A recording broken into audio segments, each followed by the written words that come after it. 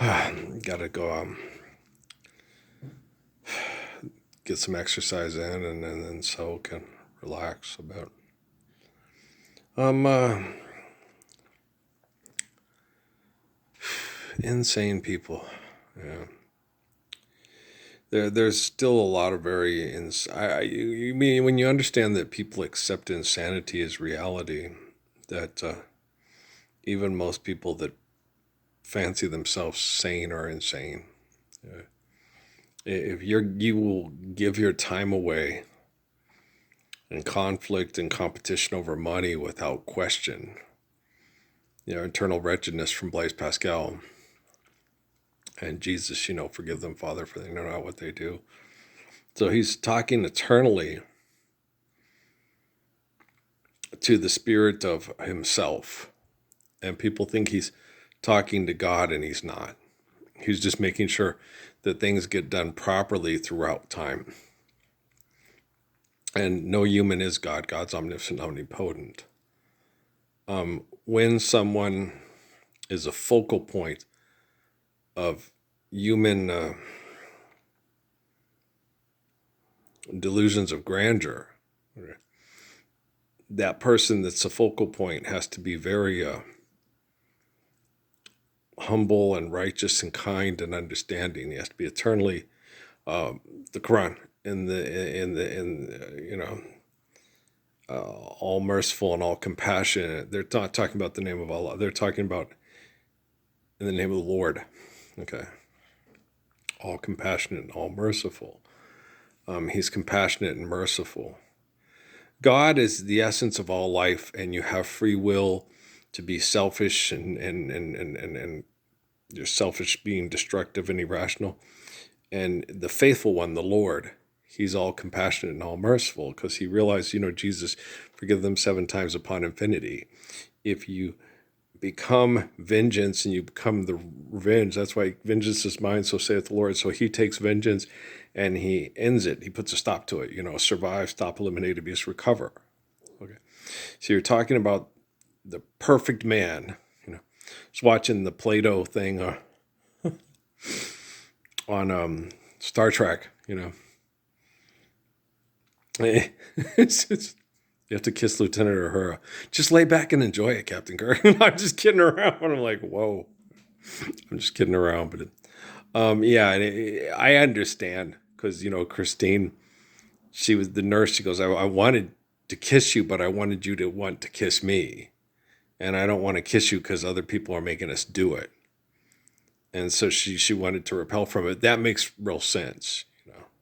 Well, Captain Kirk and Lieutenant Uhura, I was like, well, just you both care about each other. You both protect each other. So protect each other. You don't have to glare at the other people, do you? But that is horrible. That's like being forced to do softcore porn for a bunch of creeps that are abusing you. So you get the whole thing with the biracial kiss and the them, and why Kirk has to glare at them and not enjoy kissing Nichelle Nichols, right? But when you have to pretend to be romantic with people for insanity, that takes all the fun out of it, all the love. That's why I told you when I was a kid I thought about being an actor, but I thought, no, that'd be horrible. If you had a wife and you took a movie thing and you had to make out with Nichelle Nichols, and your wife ain't Nichelle Nichols, right? And so that would be hard for your spouse to sit and watch their spouse, What's he doing in my world? We don't need him. If he's just a friend, why were you kissing him? I don't need him. That my world's built for two. Or, did you tell him you're my girl? Anybody else like Eddie Arnold? No? No taste at all. Yeah. Welcome to my world. Won't you come on? That's Jim Reeves. Oh, Make the World Go Away. Yeah, that's a good song. Yeah, like you used to, and make the world go away. It's such a good ass tone. It's one of my favorites when I was a kid. Well, I still really like it. Make the world go away. Get it off of my shoulders. And you look at William Shatner. When you look at the stuff, he was on there with Neil deGrasse Tyson. I think George is still around. Is William still around? Clooney? But they were the younger people in the cast, and But I think what Bill Dunes passed away, Leonard Nimoy's passed away, and I think Michelle's passed away. A lot of the people they made those TV shows with, are now gone. They're no longer physically present in our existence. So people come and go, and then you try to explain that to people. What you think is famous and important. People don't know. You talk to kids now; they have no idea who Jackie Gleason is. Okay? They have no idea who he is. They have no idea. The one little girl does the things, but most people don't know who Marion Cologne and Chella Alonso are, and Barbara Luna, and who's Angie Dickinson. On the Big Bang Theory, who's Angie Dickinson? They don't know. Okay. Some people might know who Yvonne DiCarlo is because The Munsters is such a cult classic. Okay. But, when they have those kind of things that people still show a lot of interest in, then they'll remember, that's Fred Gwynn, that's, Yvonne DiCarlo. But she also was Sephora. She also was so-and-so, in these other movies. But they know that. They just remember as Lilith Munster, right? And you're like, but she was Sephora, man. She was this and that. She played a lot of these classic roles where she's the classic beauty that, wow, that's Yvonne DiCarlo, right? And then they all know her as Lilith Munster, the middle-aged Donna Reed vampire wife, right?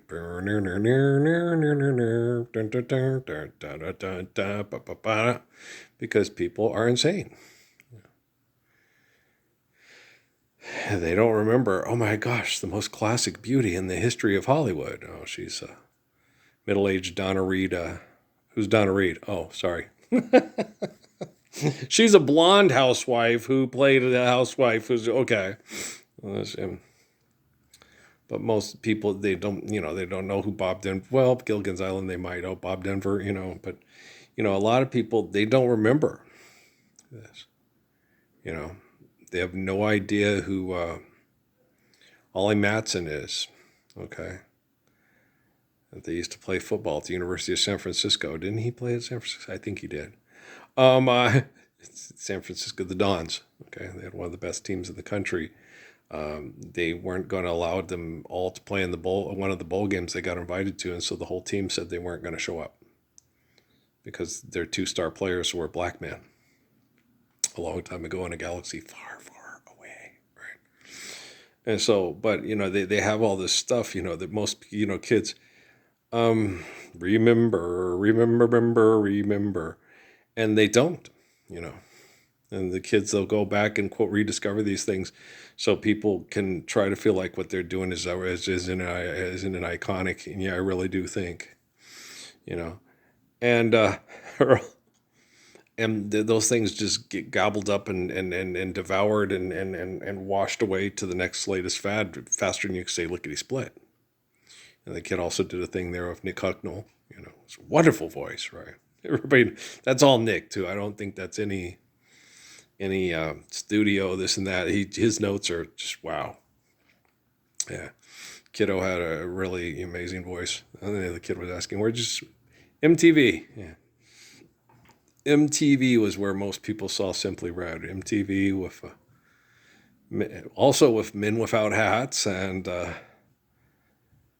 Madness, and who else was on late night when they had those? Be near, the message is perfectly simple, the meaning is clear. Don't ever stray too far, and don't disappear. No, don't disappear. Anybody else like ABC? Yeah. Boo doo doo doo. I'm old. Yeah. Be near me. Be near. I don't think I'm really that old. That was like 1984 or 85. Earl, that was like, okay. When you were getting ready to finish high school. I know, about 18. Yeah, I understand. So, I've wasted all those years. That's all I have today. It's all I have to say. Yeah. Anybody else Particularly fond of when a man just can't be trusted and money's too tight to mention. Infidelity.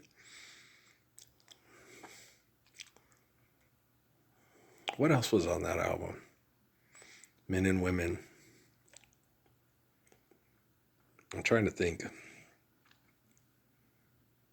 There was the Pink album. There was first one was Holding Back the Years and Money's Too Tight to Mention, and then they had the When a Man Just Can't Be Men and Women Can't Be Trusted, and then there was the Pink album. What did that have? That had didn't that have all the things that we've been through? You should understand me like I understand you. Now, baby, I know the difference between right and wrong. I ain't gonna do nothing to break up our happy home. Oh, don't get all excited when I come home a little late at night. You know we only act like children when we argue, fuss, and fight. If you don't know me by now, you will never, never, never know me. Ooh, yeah. Look, I was like, hey, that's Harold Melvin. That's a teddy bear. Yeah. But yeah. So I was into it. Yeah, I knew he liked a lot of the music I liked because of the way the horns and stuff. So I was really particularly fond of Nick Hucknall in high school. Yeah. I dug his voice. I was like, that brother can sing. He can hold a note. Yeah. Holding Back the Years is a shit. That's a good tone.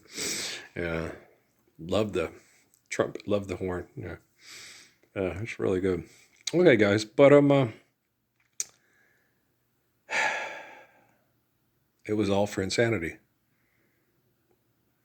Barbara Manatee, you are the one for me. Right? Is the boy injured? Why is the sad Subu sad? Mm-hmm. We really need to understand the sanity and the validity of the commands of the Lord's Prayer. Okay. There's a reason why people still recite them to this day, because there is a perfect solution to the problems invented by man, because there ain't no hiding place from the truth of creation, right? Right? It's nothing so because I know right about this and admit it. I did it for you because this is what I'm into. Okay. So, it's not hard to be a good person that can obey perfect commands and live a faithful, loving, caring, compassionate, merciful life. It's not hard at all. It's in the middle, Emily Grace. Daddy, it's so easy to fall in love, Daddy. Emily, want to hear Super Trooper, Daddy? Want to hear Mamma Mia? Okay. She wanted to hear ABBA and Buddy Holly. Yeah. She's so cute. Your little Emily. She's a sweetheart. No, they can't take that away from me. Um, uh, Man, those kids. Yeah.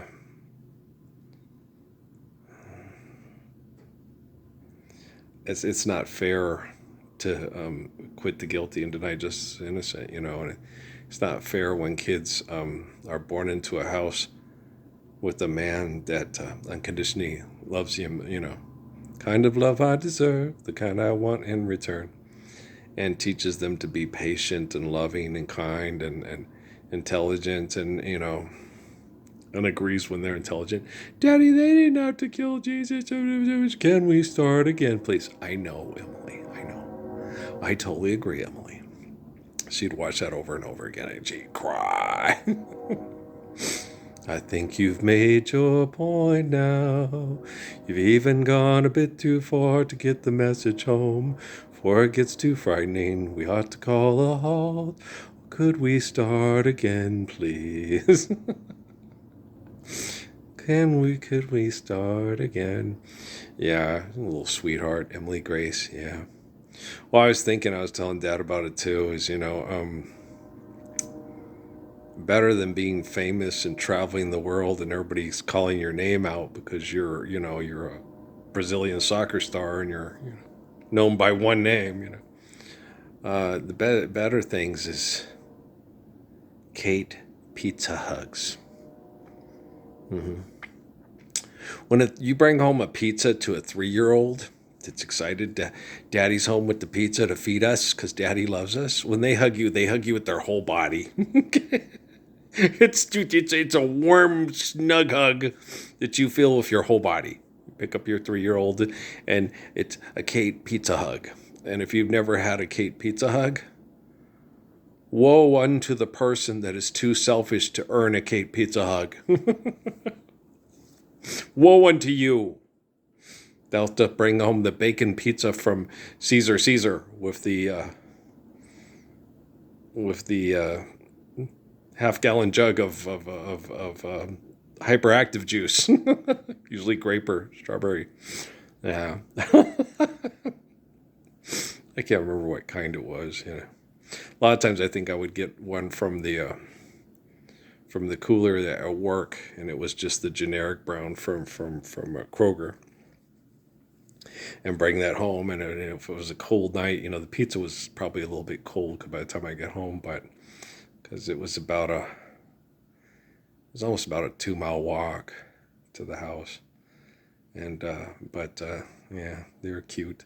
But your arm is, oh my gosh, yeah, when you're carrying a pizza all the way home with your backpack full of groceries and and the soda and stuff, and you're carrying the pizza and you don't want it to, so you have to hold it like this. You have to switch from arm to arm, and your arm gets real tired because you're holding the pizza straight up.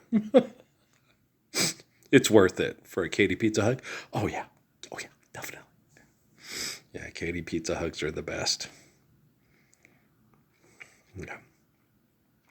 I'm sure that Natalie and Noah know too, because they've probably been hugged by Kate, for similar reasons. Yeah, so they got a Katie Pizza Hug. Yeah, Katie Pizza Hug. I'm sure Amy knows for sure. Yeah, a Katie Pizza Hug. They're the best. Yeah, they are. No, Katie was the one that gave you the big. Oh, okay. Emily would give you hugs and slobbery kisses and giggle. Noah gave you, you know, yeah, I ain't got time to hugs. I gotta go. Okay, I'll give you a hug, but I got things to do. I got stuff to get into. I got shit to tear up. Okay. Patrick gave you a hug every 6 months, whether you needed it or not. And Natalie was about similar. Yeah, they weren't the most affectionate. Noah was affectionate but busy. Okay, slow down. Hug, kiss, bye. Okay, boy's going to tear something. He's going to hurt himself. Boy. Emily would come up and talk to you and be melancholy and sweet and kind and give you a hug. And why are they so mean? Why are people so mean? Why did they do such mean things? Why did they crucify Jesus? Why? Yeah, Emily was a sweetheart. And then Kate was listen to me. I can go to the bathroom now and I can climb over the baby gate. Thanks for bringing food. Big hug. They're all different. Yeah, that's the beautiful things about kiddos. My mom, you appreciate them all differently, but you love them all the same. Okay. It's like, yeah, that makes sense. Okay. That was a real stickler and a real my sister said that to me, before I married Amy. That was like 1999. Mom, Dad spoiled you. I was like, no, Dad just stopped spanking me because he said follow the 10 Commandments and don't let me catch you lying or I'll beat the hell out of you. And I just thought you guys were selfish and stupid. Okay, that's what I said. I thought you guys were selfish and stupid. Oh, and I found the 10 Commandments pretty agreeable there. So it's one thing that he always said, I don't know, it's a good excuse. Trouble is, it only works once. It's like, yeah, so yeah, so I rarely got spanked because I just, okay, don't do that again. There you go. And so, and, and then Mom said that, when you get a kid that thinks about others before they think about themselves, you can't help but really appreciate that kid. And I completely understand, because you get Lucifer and he thinks about himself. And it doesn't matter if it makes everybody else miserable, it's all about me. Okay. And how many people in your life, because of the insanity that we've been forced to accept and then accept without question, are like that? And how many people do you know that will say, that's wrong, I don't accept it, and it's not right, it's not true.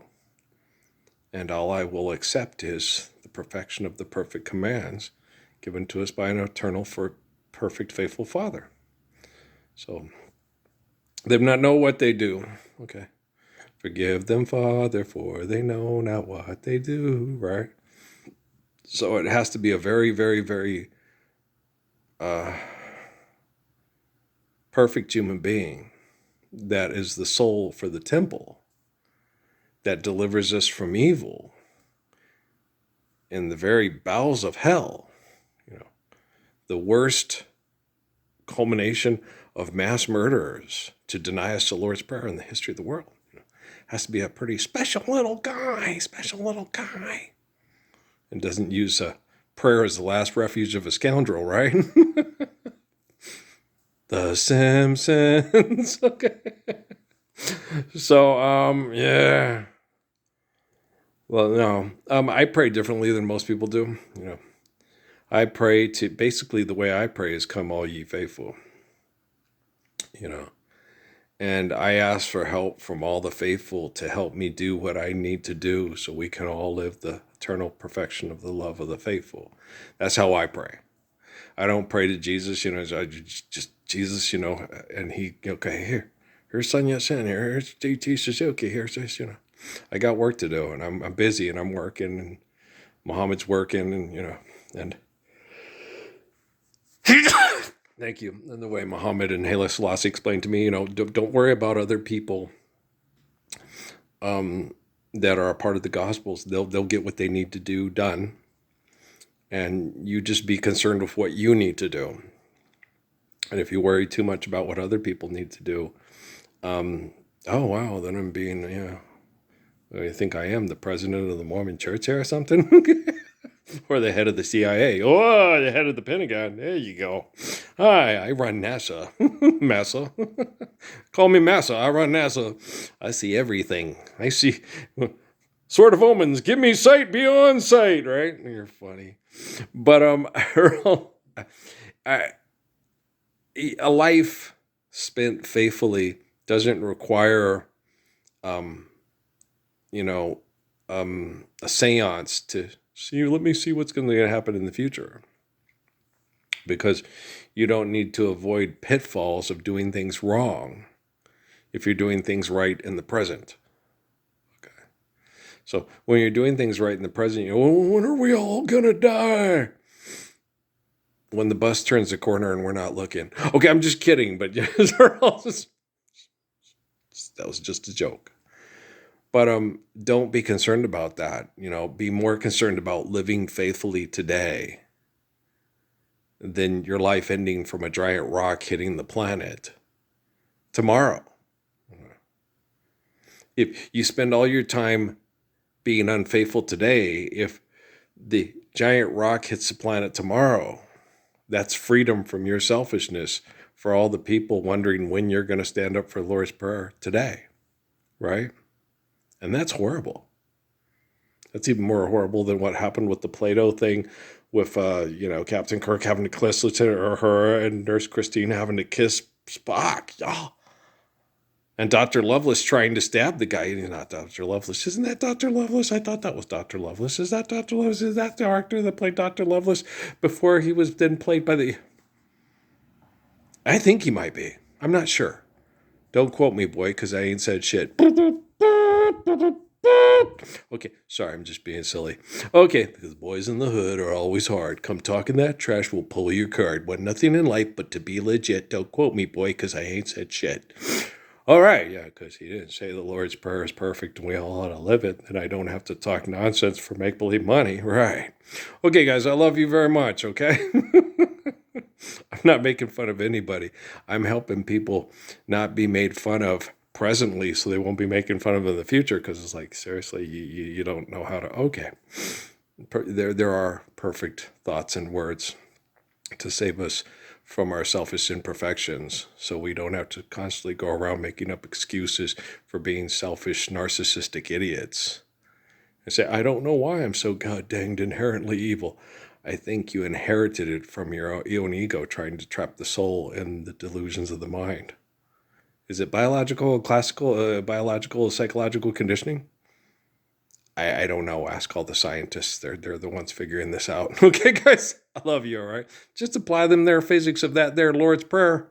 Just look at it and say, forget. Okay, let's do this in application of physics. Okay, and then it'll be a lot better. That's what it is. It's application of physics.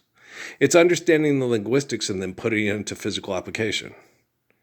Only you don't have to get a lab and have sex with a rich old lady with lots of money. You just get to live the Lord's Prayer, and then all that stuff just goes. Oh, the post office disappears, Jesuit priest and little old Indian boys named Victor. There you go. Okay. And with John Wayne's teeth, right? Okay, guys, I love you, all right? Peace out.